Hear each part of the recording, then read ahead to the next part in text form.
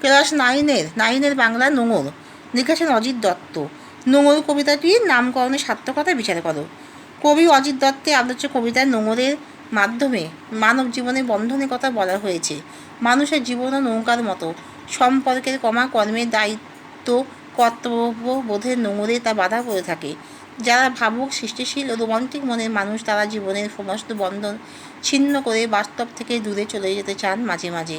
তাদের মনে স্বপ্ন কল্পনার জগৎ ও কঠিন বাস্তব জগতের মধ্যে সংঘাত দেখা দেয়। কবির সৃষ্টিশীল মনেও এমন সংঘাত চলে। সুদূরের আহ্বানকে তিনি উপেক্ষা করতে পারেন না, আবার দৈনন্দিন জীবনের সীমাবদ্ধতা থেকে বেরোতেও পারেন না। তার জীবন যেন নোঙরে বাঁধা পড়া এক নৌকা। তাই এই কবিতায় নোঙর হলো বন্ধনেরই প্রতিশব্দ। সেদিক থেকে বিচার করলে আলোচ্য কবিতাটির নোঙর নামকরণটি সার্থক হয়েছে।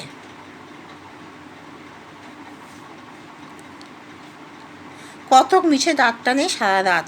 মিছে দাঁত টানির অন্তর্নিহিত অর্থ হলো নিষ্ফল প্রচেষ্টা।